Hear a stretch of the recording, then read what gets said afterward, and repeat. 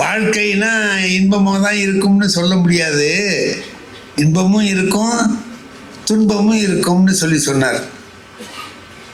அது ரொம்ப அருமையான வார்த்தை. அது வாழ்க்கையில் எல்லாமே இன்பமயம்னு நான் சொல்லியிருக்கிறேன். எல்லாம் இன்பமாக இருக்காது, துன்பமும் இருக்கும். ஆனால் எல்லாமே இன்பமயமாக ஆக்கிக்கிற ஒரு வித்தை நம்மகிட்ட தான் இருக்குது. அந்த வித்தையை கற்றுக்கிட்டோம்னா எல்லாத்தையும் இன்பமயமாக ஆக்கிடலாம். இந்த மேஜிக் செய்கிறவங்க செய்வாங்க பாருங்கள், கையில் கைக்குட்டை வச்சுருப்பாங்க, அதையே பாம்பாக்கிடுவான். கைக்குட்டை எப்படி பாம்பாச்சுன்னு நமக்கு தெரியாது, அது ஒரு வித்தை, அவ்வளோதான். அந்த வித்தையை செஞ்சுக்கிட்டு நம்ம செஞ்சிட்டோம்னா நம்ம கூட செய்யலாம் அதெல்லாம். அந்த மாதிரி எல்லாமே இன்பமயம்னு சொன்னால் எல்லாம் இன்பம் இல்லை, இன்பமும் உண்டு, துன்பமும் உண்டு. இப்போ வாழ்க்கை இருக்குது. நீங்கள்லாம் பள்ளிக்கூடத்தில் படிக்கிறீங்க, நாங்கள்லாம் ஆசிரியர்கள். நான் ஆசிரியராக இருந்து ஓய்வு பெற்றவன். ஆசிரியராக இருக்கிறவன் எனக்கு இந்த என்னுடைய பணி முழுக்க அப்படியே சந்தோஷமாக இருந்ததுன்னு சொல்ல முடியாது, அப்படியே மகிழ்ச்சியாக இருந்ததுன்னு சொல்ல முடியாது. இன்பமாக இருந்தது, துன்பமாகவும் இருந்தது. ஆனால் சொன்னார் பாருங்க, ஆசிரியர் வேலையில் இருக்கிறவங்களுக்கு அப்படியே எல்லாரும் பெரிய விஷயம், அவங்ககிட்ட படித்தவங்க பூரா ஐஏஎஸ் ஆகிடுவான், ஐபிஎஸ் ஆகிடுவான், ஐஆர்எஸ் ஆகிடுவான், ஐஎஃப்எஸ் அப்படிலாம் கனவு காணக்கூடாது. ஆவான், ஒருத்தர் 2 பேர் அப்படி ஆவான், எல்லாருமே அப்படி ஆக மாட்டான். ஒரு ஆசிரியர்னா என்ன செய்யணும்? என்கிட்ட படிக்கிறவங்க எல்லாரையும் தலை மாணாக்கனா ஆக்கிறதுக்கு உள்ள முயற்சியை நான் செய்யணும். செய்வேன், செய்யாமல் இருக்க மாட்டேன், செய்வேன். எல்லாரும் வர்றாங்களா? இல்லையே. என் வகுப்பில் பேப்பர் திருத்தி கொண்டு போய் கொடுக்குறேன். அரையாண்டு தேர்வு பேப்பர்லாம் திருத்தி கொண்டு போய் கொடுக்குறேன். ஒரு பையன் 98 வாங்கியிருக்கான். தமிழில் 100க்கு 98 மார்க் வாங்கியிருக்கான். எனக்கு ரொம்ப மகிழ்ச்சியாக இருந்துச்சு, நிறைய மார்க் வாங்கியிருக்கான். எல்லாருக்கும் பேப்பர் கொடுத்துட்டேன். கடைசி மார்க்கு ஒருத்தன் வாங்கியிருக்கான், 4 மார்க் வாங்கியிருக்கான். 100க்கு 4 மார்க் தான் வாங்கியிருக்கிறான். எல்லாரும் இந்த பிறகு பார்த்தேன், இந்த நிறைய மார்க் வாங்கியிருக்கிறவனே பாராட்டுவோம். 98 மார்க் வாங்கியிருக்கிறவனை பாராட்டணும் இல்லையா? நிறைய வாங்கியிருக்கானே பாராட்டுவோம்னு சொல்லி அவங்ககிட்ட போய் பாராட்டலாம்னு போகிறேன். அவன் மேம்னு அழுதுகிட்டே இருக்கிறான். அழுகுறான்னா தேம்பி அழுதுகிட்டே இருக்கிறான்.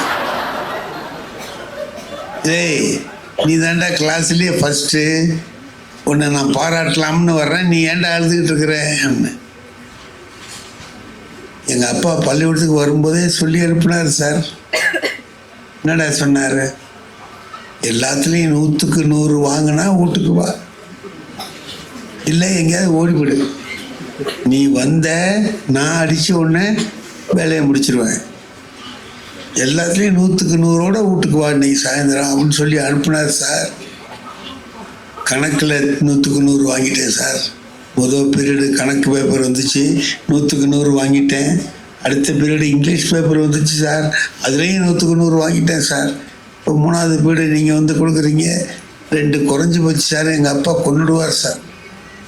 டேய், உங்கள் அப்பாவே எனக்கு தெரியும், நான் போய் சொல்கிறேன் அவர்கிட்ட, நீ தான் நிறைய மார்க் வாங்கிக்கிற இந்த கிளாஸ்லேயே, நீ இதுக்காக அழுதுகிட்டு இருக்காத, சும்மா இரு. நான் உங்கள் அப்பாட்ட வந்து சாயந்தரத்துக்கு நான் சொல்கிறேன்டான்னு. நீங்கள் சொல்கிறதுக்குள்ளேயே அவர் வேலையை முடிச்சிருவார் சார். சும்மா இருடா, கவலைப்படாத அப்படின்னு சொல்லிட்டு வந்துட்டு இந்த 4 வாங்கினவனை போய் 4 திட்டுவோம். 100க்கு 4 வாங்கியிருக்கானே, இவனை போய் கண்ணாப்பின்னான்னு திட்டலான்ட்டு போகிறேன். அவன் என்ன செய்கிறான், இந்த பேப்பரை எடுத்து ஒவ்வொருத்தட்டியாக காட்டுறான் சார்.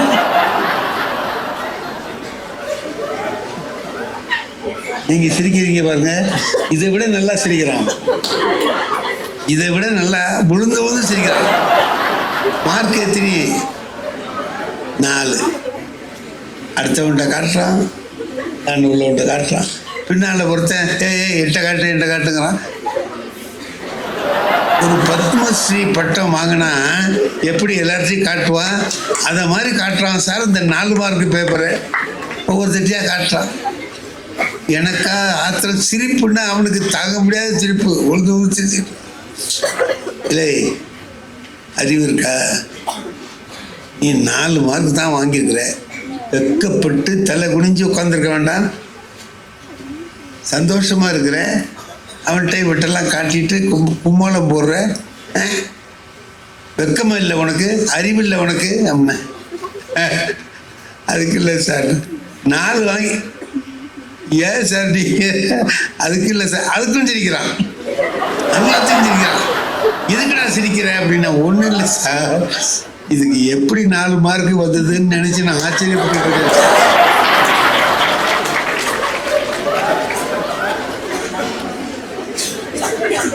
எப்படா 4 வந்துச்சுன்னு நினச்சி நான் வாங்கி பார்க்குறேன். உண்மைதான், அது 4 மார்க்கு வர்றதுக்கு உள்ள வாய்ப்பே இல்லை.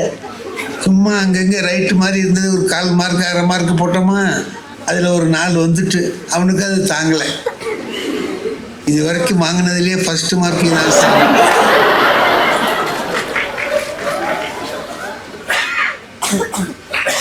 நான் திட்டிட்டு வந்துட்டேன்னு வைங்க.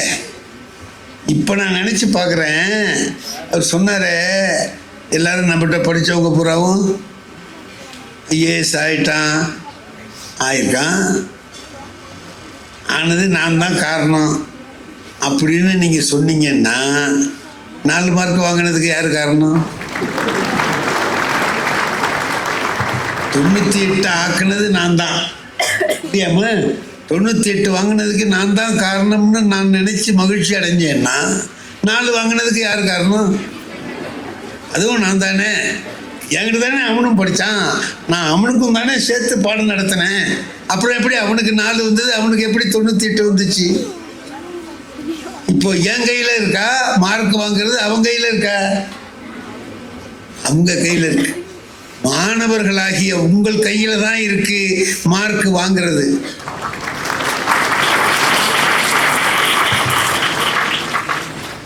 ஆசிரியர் சொல்லி கொடுத்துட்டு போடுவார், அவருக்கு தெரிஞ்சதை பூரா சொல்லி கொடுப்பாரு. நீங்க நல்லா வரணும், நிறைய எல்லாருமே 100 வாங்கணும் அப்படின்னு நினைச்சுதான் அவர் பாடம் நடத்துவார்.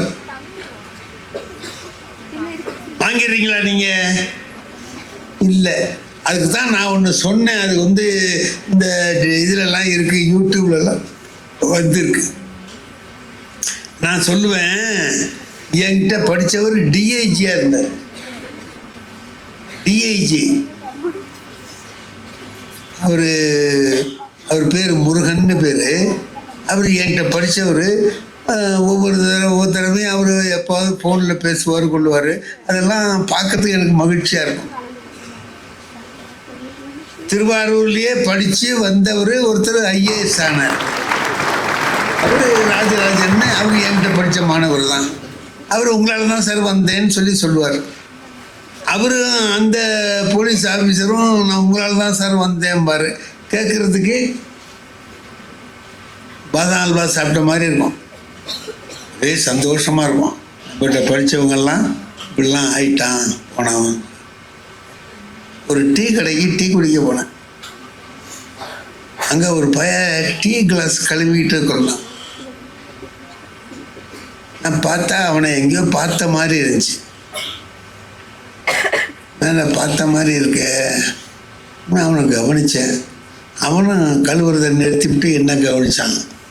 நான் அவனை பார்க்குறேன், அவன் என்ன பார்க்குறான். இப்படி பார்த்துட்டே இருந்தோம். கடைசியில் கேட்டான், என்ன சார் பார்க்குறீங்கன்னு கேட்டான். இல்லைப்பா, உன்னை எங்கேயோ பார்த்த மாதிரி இருக்கே. என்ன எங்கேயோ பார்த்த மாதிரி? என்ன உங்கள்கிட்ட தானே சார் படித்தேன்.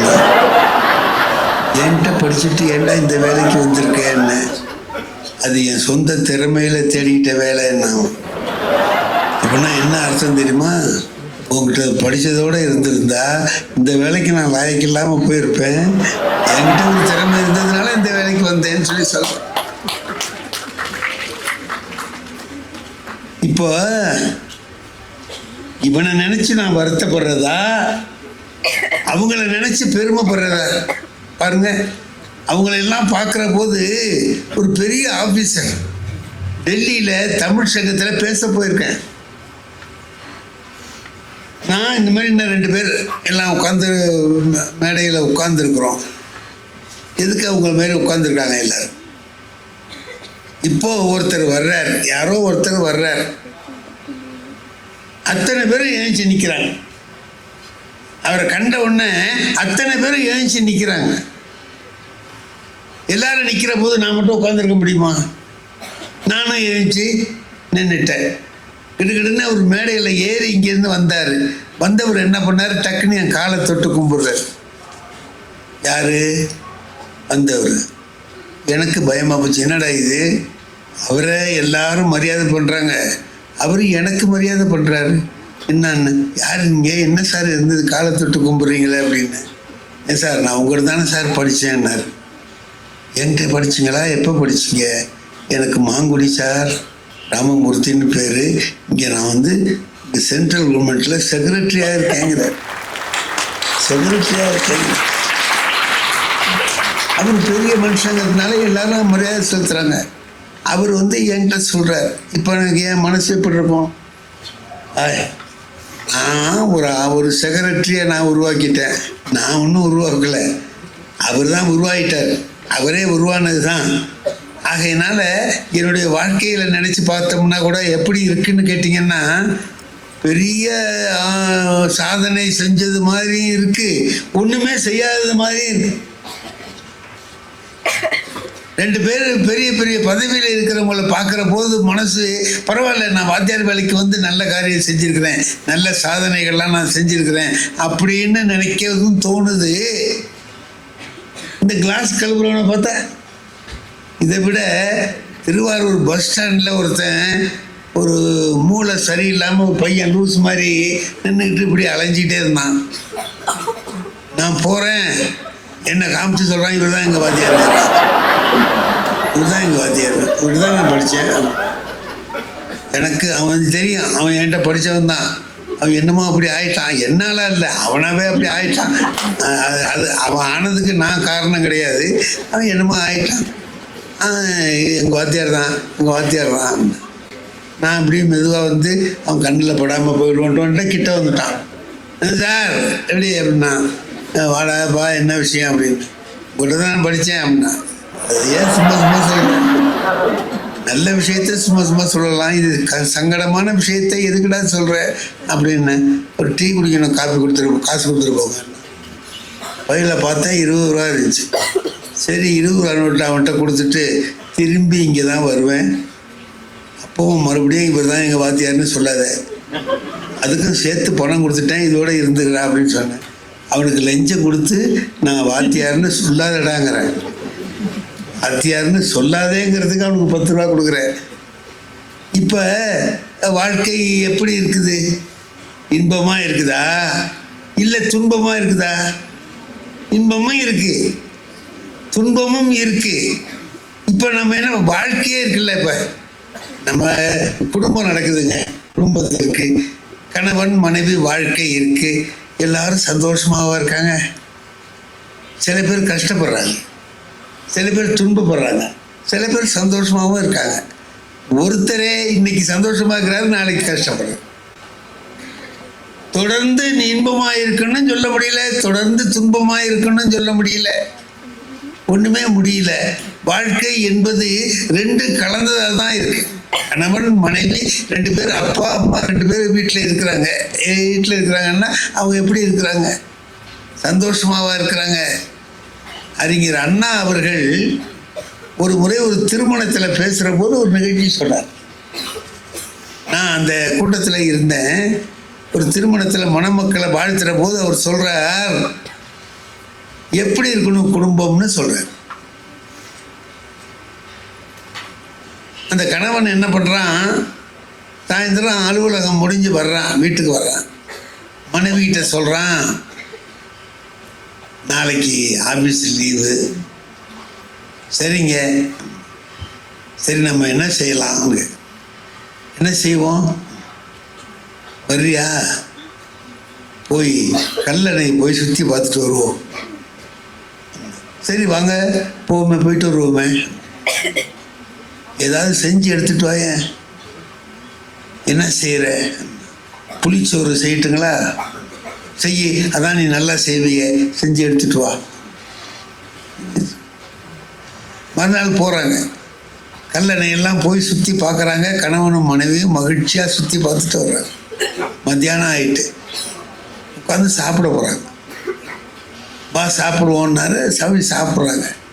ஒரு சின்ன தட்டில் புளிச்சோறு எடுத்து வச்சு, தொட்டுக்கிறதுக்கு வத்தல் வரவு வடகம்லாம் வறுத்து வச்சுருந்த எல்லாத்தையும் எடுத்து வச்சு, துவையல் வறுத்து வச்சு, எல்லா துவையல் எடுத்து கொடுக்குறான் சாப்பிட்றதுக்கு மனைவி. கணவன் வாங்கி சாப்பிட்ணும்ல. அவன் சொல்கிறான், இதை தான் வீட்டில் சாப்பிடுவோமே என்ன, இதை தான் இந்த தட்டில் வச்சு நீ நீட்டுவ, நான் வீட்டில் சாப்பிடுவேன். வீட்டில் சாப்பிட்றது தானே அது சாப்பிட்றது தானே இங்கே வந்தோன்னா. ஏங்க நீங்கள் தானேங்க சொன்னீங்க புளிசோறு வேணும்னு சொல்லி, நான் அதுதானே செஞ்சேன். இதை செய்யலாம் அங்கே சாப்பிட்லாமேன்னு சொல்கிறீங்க. நீங்கள் தானே கல்லணைக்கு வாங்கன்னீங்க, வந்தான். இங்கே வந்து இப்படி சொல்கிறீங்க. இல்லைப்பா, இந்த மாதிரி தான் நீ தட்டில் வச்சு தினம் கொடுப்பேன், நான் வீட்டில் எனக்கு சாப்பிடுவேன். அதுக்காக நான் வந்தேன். எடுத்து நீ உன் கையால் ஊட்டி விடுன்னா. இப்போ எதுக்கு சொல்கிறான்னு தெரியுதில்ல. அவன் எடுத்து இவனுக்கு ஊட்டி விடணுன்னா எடுத்து ஒரு வாயை எடுத்து கொடுத்தா, வாங்கி சாப்பிட்டான் சந்தோஷமாக. வாயில் வச்சு சாப்பிட்டோன்னே சொன்னான், ஆமாம் நீ புளிசோறு எடுத்துகிட்டு வரேன்ல சொன்னேன். ஆமாம் அதானே எடுத்து வந்துருக்கேன். எங்கே எடுத்து வந்துருக்க? புளிசோறா கொண்டு வந்துருக்க? சக்கரை பொங்கல் எடுத்து வந்துருக்குறேன். சக்கரை பொங்கல் இல்லைங்க, புளிசோறு. என்ன சக்கரை பொங்கல் இல்லை புளிசோறுங்கிற? இங்கே வா. இன்னும் இவன் எடுத்து அவள் வாயில், அதுக்காக தான் இந்த வேலையை செய்கிறான். எடுத்து அவள் வாயில் ஒரு தடவை ஊட்டி விட்டான். ஊட்டி விட்டு, பாரு சக்கரை பொங்கலா புளிசோறையா சொல்லு நீ அப்படின்னா. புளிசோறு தாங்க அப்படின்னா. அப்படியா? அப்போ உன் கையால் கொடுத்த உடனே புளிசோறு சக்கரை பொங்கலா போயிட்டு போல இருக்கு.